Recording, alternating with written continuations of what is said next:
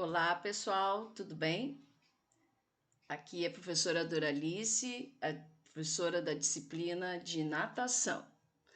Hoje nós vamos tratar especificamente do nado de crawl. Primeiramente, é importante ficar claro que o aluno deverá já estar ambientado e com um processo, de flutuabilidade bem adequado para que a gente possa iniciar então os movimentos dos membros inferiores no nado de crawl, para que ele tenha também um processo de aprendizagem adequado.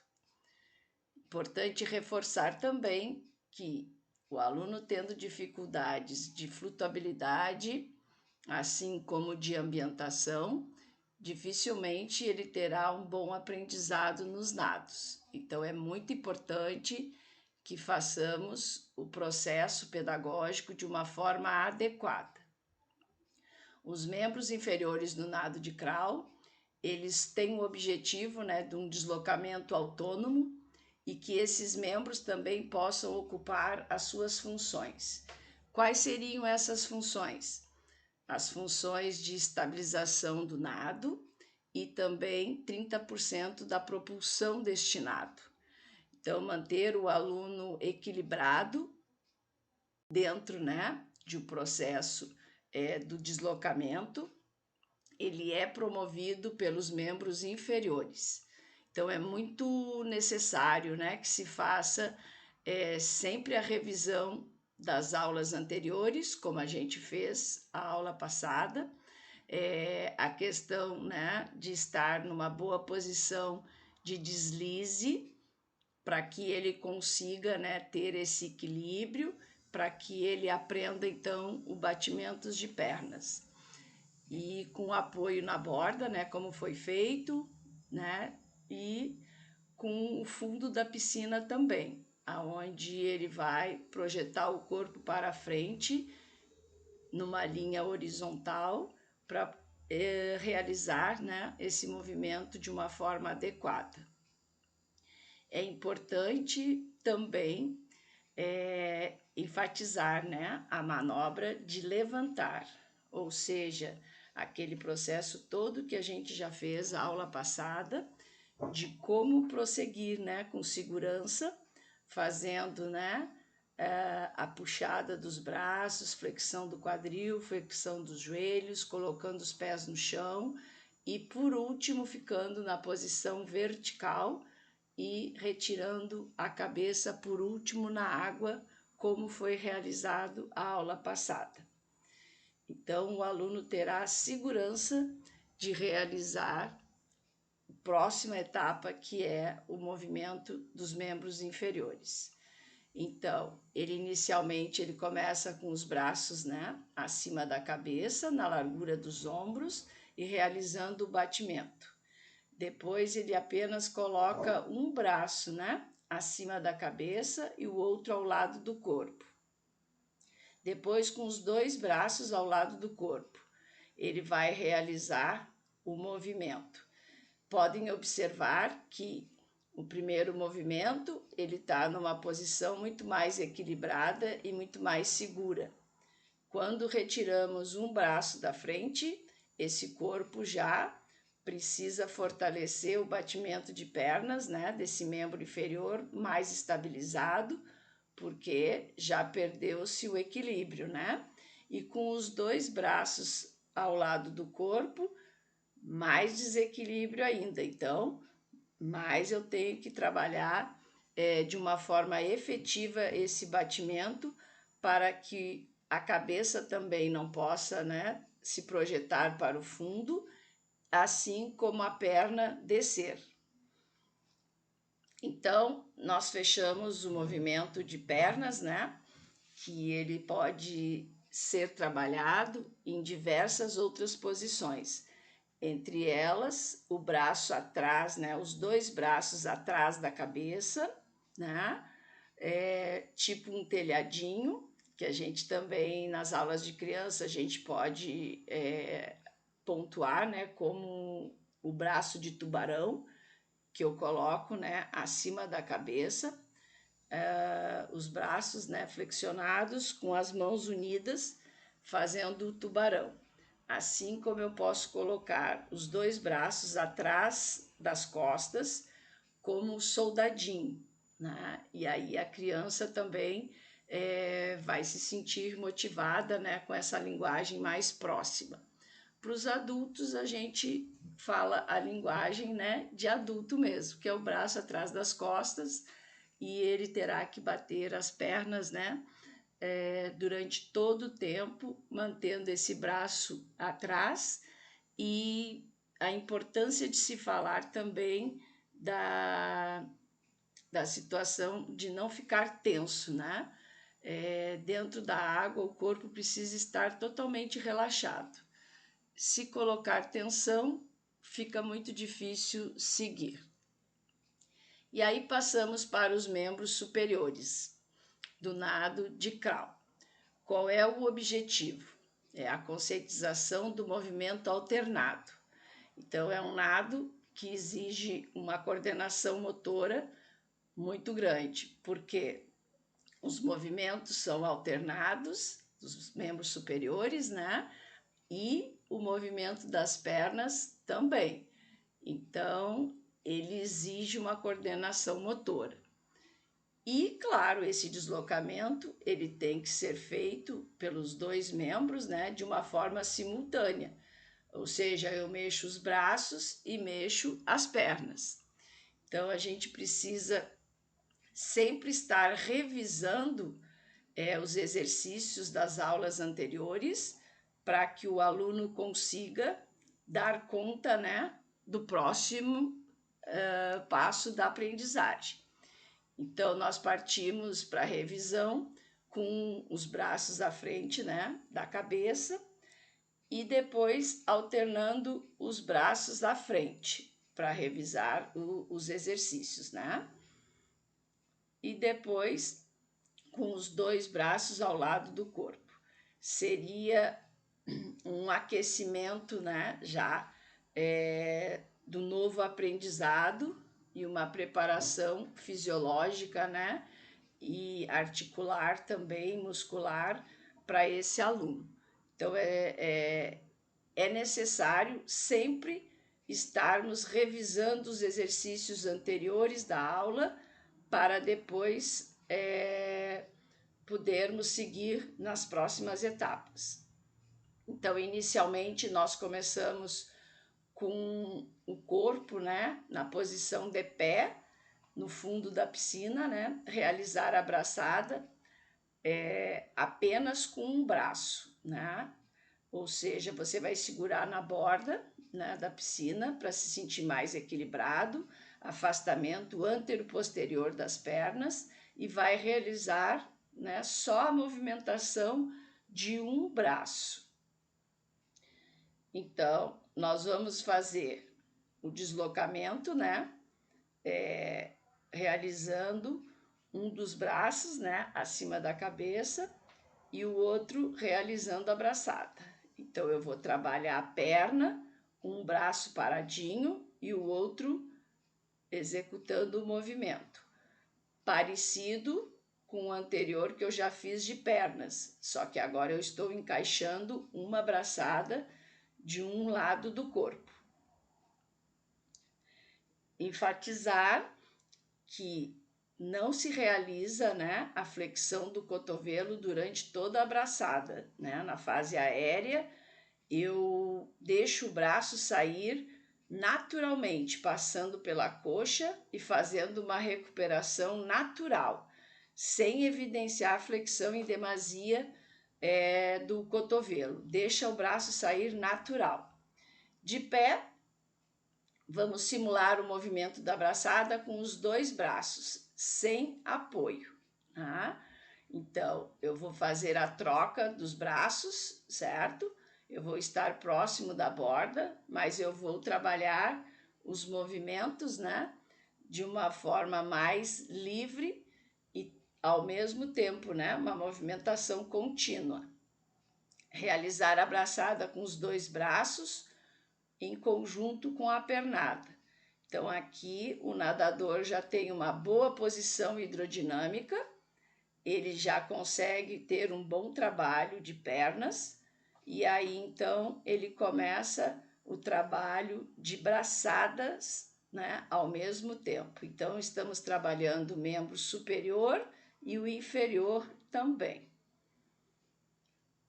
Não deixar, né, que os braços se encontrem à frente, né, deixando sempre eles de uma forma oposta, né, quando um está na frente o outro está atrás, porque a cada momento que eu paro abraçada na frente, em conjunto, né, os dois braços, esse corpo tende a cair, né? Ou seja, eu perco a minha propulsão, eu perco o meu equilíbrio e óbvio que eu perco o meu deslocamento. Então, não devemos deixar que os braços se encontrem, né? Eles estão sempre de forma alternada e não movimentar a cabeça, certo? Nós vamos fazer a inspiração, vamos expirar naturalmente. Quando acabar esse ar, nós vamos ficar na posição em pé. Nós não vamos realizar movimentos laterais da cabeça enquanto ainda estamos coordenando o braço e a perna, certo? Para não dar problema de coordenação. E aí passamos para a respiração e o crawl completo.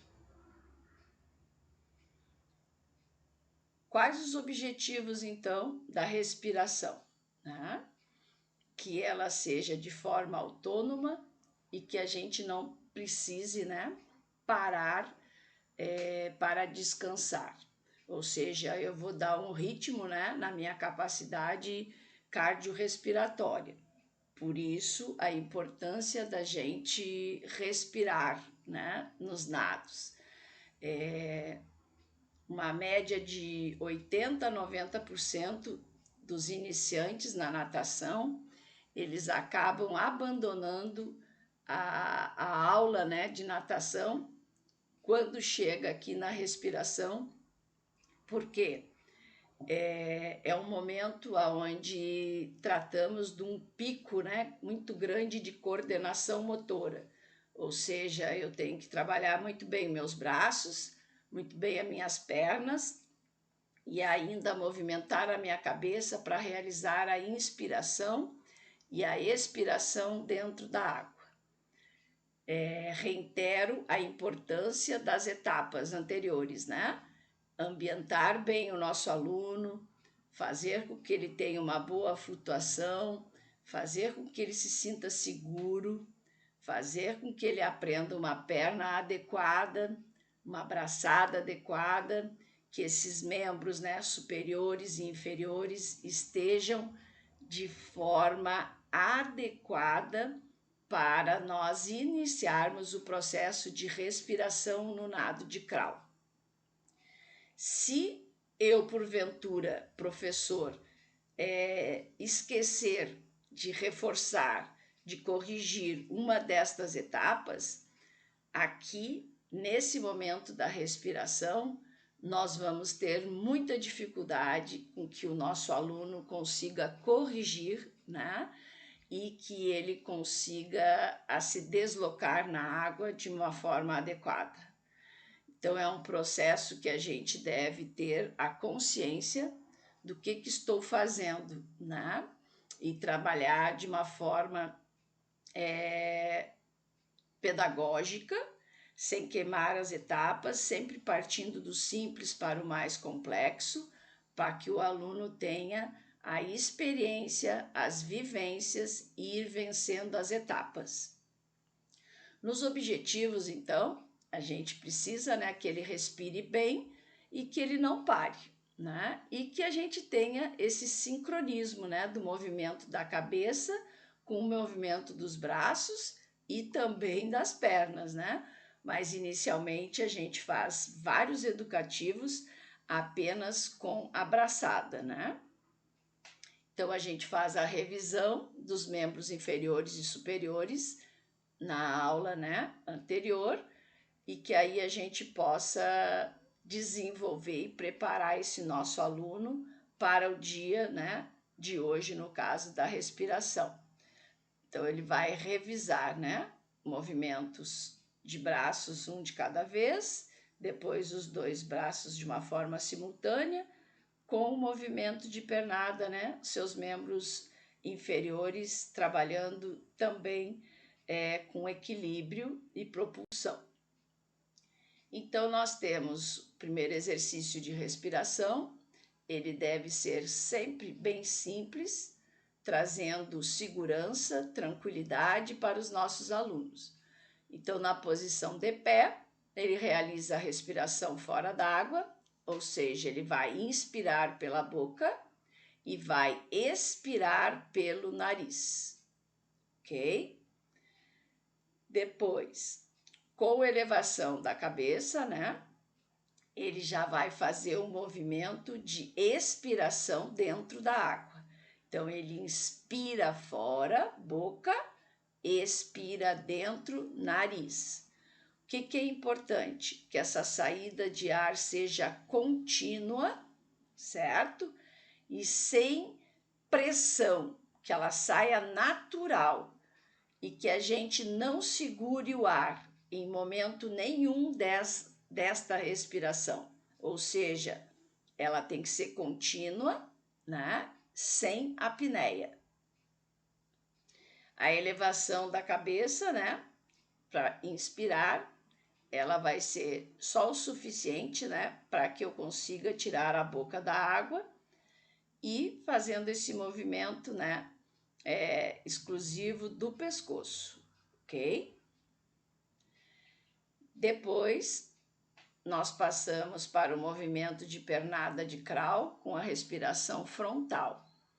Aí o aluno já está de posse, né, de um material que chamamos de prancha, aonde ele poderá pegar a prancha bem embaixo, que a gente chama de pegada curta, ou mais ao meio da prancha, que é a meia pegada, ou a pegada longa, que é lá em cima na pranchinha, certo? Mas é importante que a gente trate de acordo com a faixa etária e o nível de condicionamento. Por exemplo, os atletas, eles usam a pegada longa lá em cima, certo? Porque eles têm uma condição muscular e de resistência também diferente. A pegada longa, ela força muito a região lombar. Então, é muito sério, né? Quando a gente está trabalhando com alunos iniciantes e que eles tenham alguma dificuldade com a coluna, ok? Então, quem tem dificuldade vai manter o máximo a cabeça sempre dentro da água para evitar essa hiperlordose, né? E que possa o aluno sentir dor no outro dia. Normalmente, dentro da água, o corpo está aquecido e no momento ele não sente dor. Mas no outro dia ele poderá sentir, né, desconfortável se ele tem algum problema já na região lombar. Então, aqui a aluna, né, está segurando a prancha na pegada curta, fazendo a inspiração frontal e vai realizar a expiração dentro da água numa perna constante e forte. Passamos aí então para o movimento lateral da cabeça, que é o mais simples, né? Aonde um braço fica parado, né? Segurando a borda, um afastamento antero-posterior das pernas, vou fazer a elevação, né, lateral da cabeça, mantendo a minha orelha sempre na água, a minha boca próxima da água e bem alongado esse movimento, né? Aonde eu possa permanecer sempre, né, com a orelha em contato, né, com a água e com o braço que eu vou estar livre, eu vou fazer a respiração.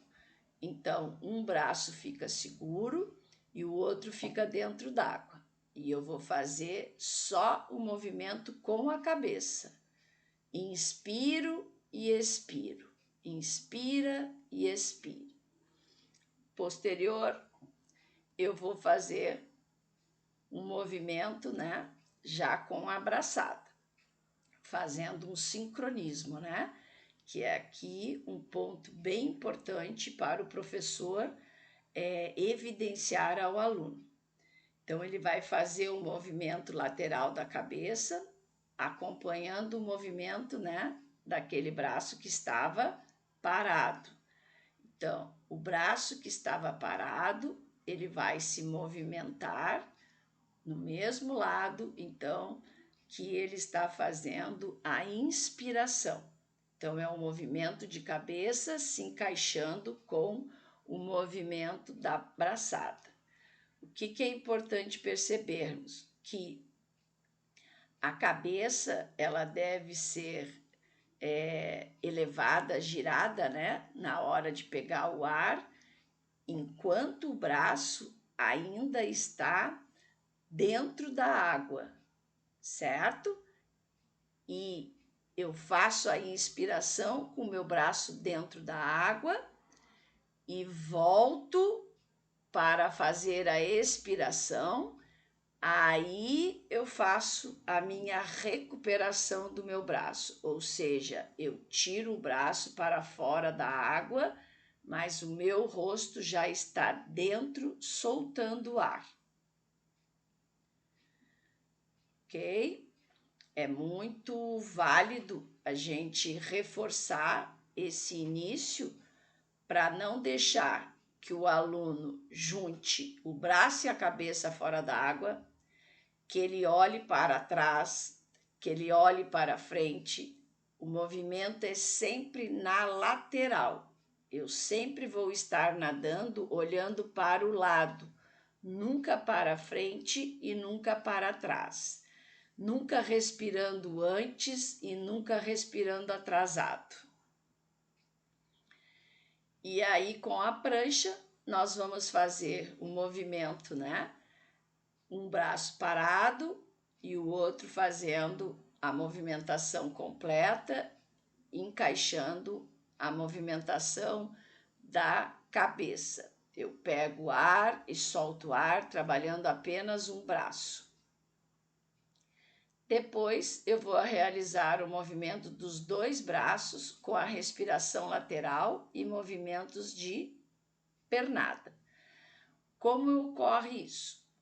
Eu vou perguntar ao aluno, mais ou menos, né, o número de aulas, que ele esteja bem, e ele vai me dizer qual o lado que ele está se sentindo mais natural, certo? Então, é a lateralidade do aluno que está em jogo aqui. O professor pode apontar qual dos lados ele está fazendo um movimento melhor, né? Dentro de uma movimentação técnica. Mas o professor nunca vai dizer que ele tem que respirar para a direita ou para a esquerda. Isso é a lateralidade e ela é definida por cada ser humano. Então, ele vai experimentar várias vezes fazendo para a direita, vai fazer várias vezes para a esquerda e ele vai perceber com as aulas que ele gosta mais, o lado direito é mais natural para ele, ou o lado esquerdo é mais natural. E aí a gente pode dizer que ele é destro ou ele é sinistro, ok? Mais importante que a gente não deva evidenciar qual lado que esse aluno vai respirar, ok? Quem define isso e quem decide é o próprio aluno. Então, dentro de um processo de respiração, ele vai escolher o lado, né? E aí nós chamamos, né, dentro do período que ele está de aprendizagem,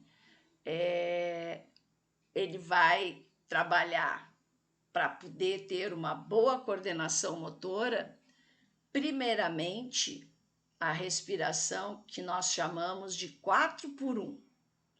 Então, todo aluno iniciante, ele deve trabalhar 4 braçadas e uma tentativa de inspiração e expiração. Esse é um tempo que ele consegue estabilizar o seu corpo, ele consegue coordenar a saída de ar para uma próxima tentativa, né? Então, a facilidade disso é coordenar e adquirir o ritmo respiratório.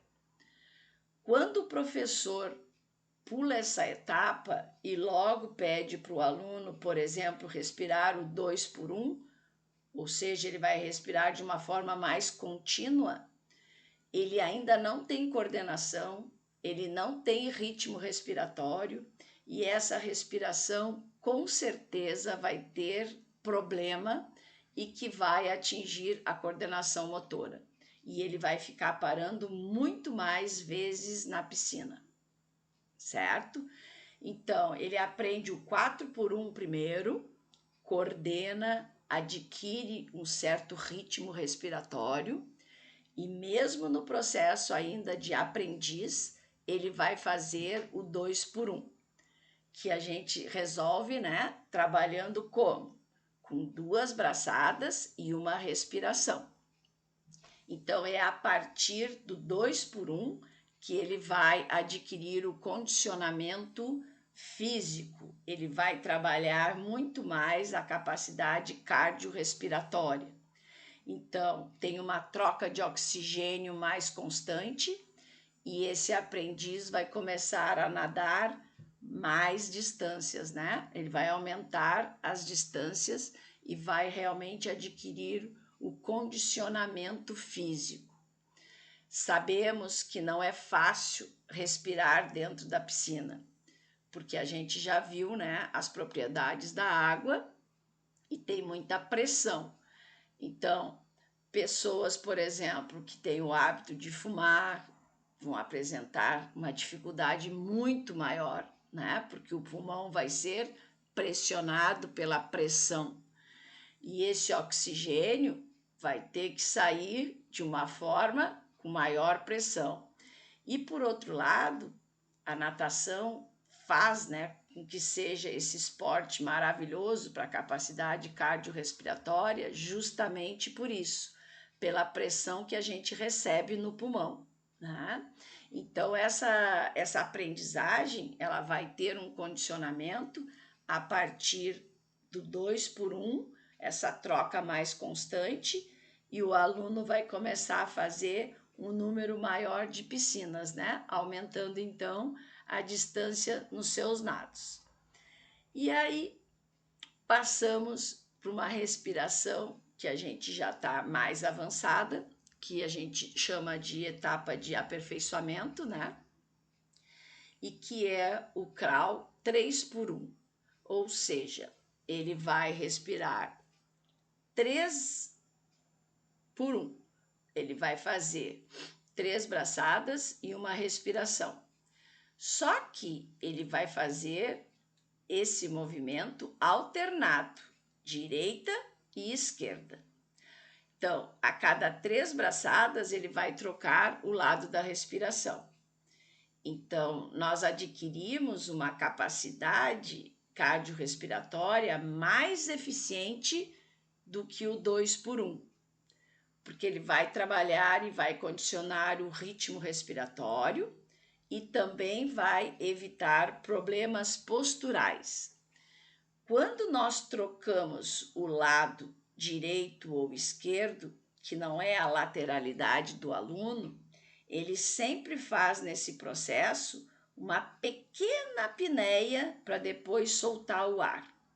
E essa pequena apneia faz um esforço maior cardiorrespiratório, fazendo com que o crawl 3x1, né, que a gente chama, seja mais eficiente no sentido de capacidade cardiorrespiratória e também da questão postural, que nós percebemos nesses anos todos que trabalhamos com a prática da natação, que muitas pessoas acreditam, né? Inclusive os médicos mandam, né? Para que seja praticada a natação. E aqui nós temos uma dificuldade em termos posturais, por exemplo, se o aluno ficar nadando, né, muitos anos apenas o crawl lateral, ou seja, o 4x1 ou 2x1. Ele vai ter um desvio postural dos membros superiores, né, adquirido por estar alongando mais um lado e encurtando mais o outro. Por isso, recomendamos que seja praticado o crawl 3x1. Melhora na capacidade cardiorrespiratória e evita problemas posturais.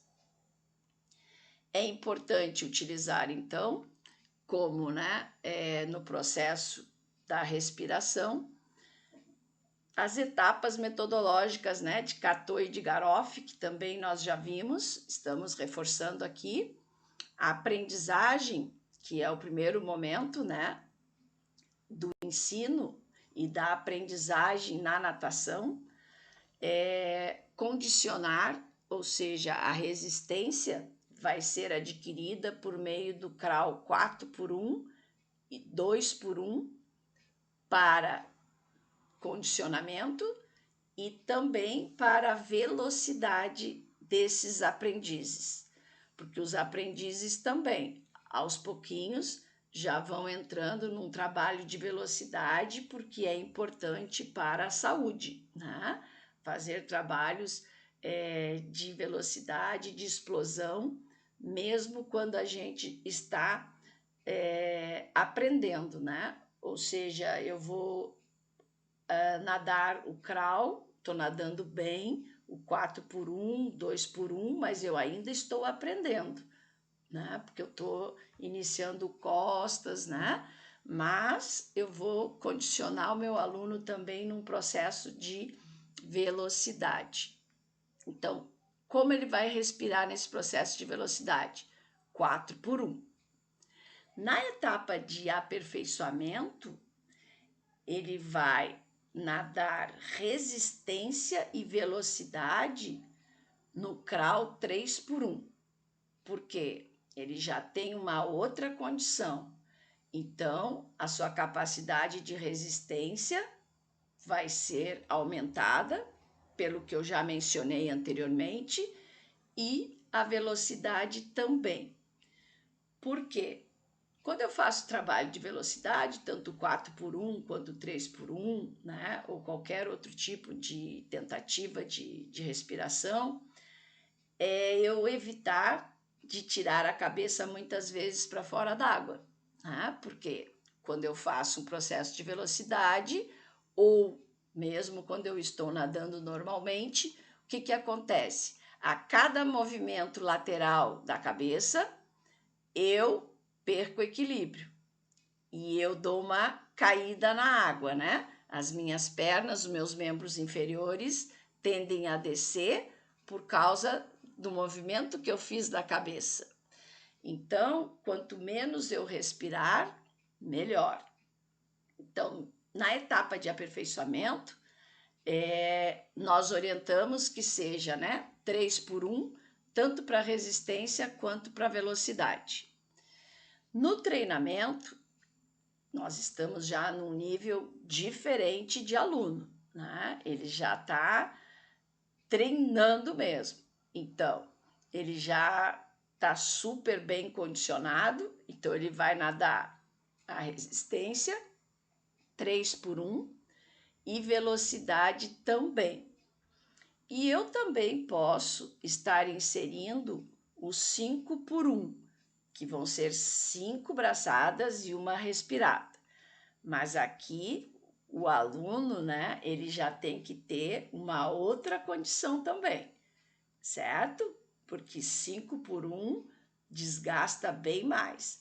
Então, nós podemos trabalhar mais o 5 por 1 para a velocidade, porque quanto menos eu respirar, mais rápido eu chego ao outro lado. E agora é importante trazer para vocês um teste, né, de resistência, que ele é muito conhecido, que todas as escolas de natação fazem à medida que o aluno tem um nível, né, de aprendizagem já satisfatório, e aí ele começa a inserir esse teste de resistência.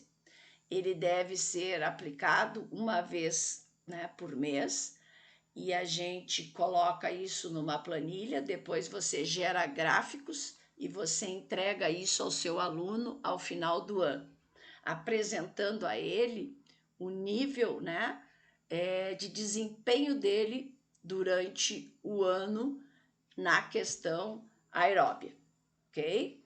Então, mesmo que eu seja iniciante, o aluno vai se condicionar aos poucos, né? E é importante que a gente motive a iniciar esse trabalho, né? Por pouco tempo. Ele vai, num mês que ele vai iniciar, ele vai tentar nadar 2 a 3 minutinhos, né? Sem parar. E aí ele vai anotar, né? Os números que ele fez de chegadas na piscina, né?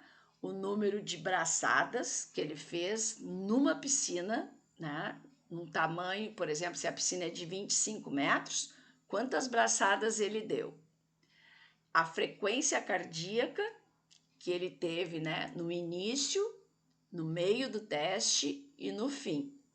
E a metragem, quantos metros ele nadou naquele mês, certo? Isso tudo o professor vai registrar, mas a gente vai orientar os alunos para que ele conte o número de piscinas que ele fez, certo? Nós, profissionais, vamos contar as braçadas sem ele perceber que a gente está contando. Ele está nadando, de repente a gente pega, agora eu vou contar daquele aluno. Aí observa. Por quê? O tamanho da braçada e as frequências de braçadas, elas são muito importantes nos testes. Por quê? Quanto maior a minha braçada, maior volume de água eu puxo, né? Então, se o meu aluno não estiver avançando nesse sentido, né, que já é mais técnico, eu devo observar como está a braçada desse, né? Como a técnica desse aluno está em relação aos seus membros superiores. E ele vai ter um acompanhamento a cada mês, né? A frequência cardíaca também, né? Ela deve estar sempre baixando, né? À medida que ele vai se condicionando, e aí a gente vai aumentando o número, né? De tempo e o número de piscinas, claro. E aí essa frequência também vai sofrendo as alterações necessárias para a saúde. O teste, ele é completo de 30 minutos nadados. Mas, como eu disse antes, todo aluno, mesmo que esteja num processo de aprendizagem ainda dos nados, desde que ele saiba nadar crawl bem, ele já começa a fazer esse teste. Então, ele vai aferir a sua frequência, né, cardíaca inicial, no meio do teste e no final. E isso tudo nós vamos registrar numa planilha. Vai contar o número de braçadas realizadas, né, na extensão da piscina. Isso é o professor que faz, né? Vai solicitar ao mesmo que conte as suas chegadas, ou seja, corresponde, né, a uma piscina ida e volta, a gente conta uma chegada e apontar a metragem final realizada. Vai construir, né, uma planilha e apresentar todos esses testes mensalmente, né? E ao final do ano, a gente entrega ao aluno o desempenho dele. Se a instituição, né, disponibilizar esses recursos, você pode construir então gráficos e apontar esse desempenho de uma forma mais satisfatória, certo? Hoje a gente tem planilhas, né, muito fáceis no Excel e que o aluno vai se sentir muito valorizado, né, em relação a isso. Nós precisamos atender os alunos com qualidade, né? Tanto na questão da cordialidade, né? Do atendimento, das relações humanas, como das relações técnicas, né? Que é o desempenho dele nas nossas aulas, e também oferecer recursos que possam encantar o nosso aluno nesse sentido também, né?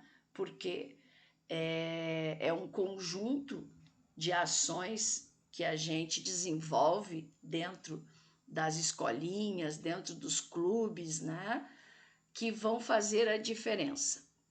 E claro, né? As relações humanas, as questões de relacionamento estão cada vez mais fortes. E quando eu agrego alguns recursos, né, materiais, recursos digitais de acompanhamento, aplicativos, por exemplo, de desempenho, que o aluno receba o seu desempenho num aplicativo, no seu celular, realmente nós vamos estar fazendo a diferença. Eu gostaria então de agradecer, e qualquer dúvida, estou à disposição de vocês. O meu aqui, muito obrigada.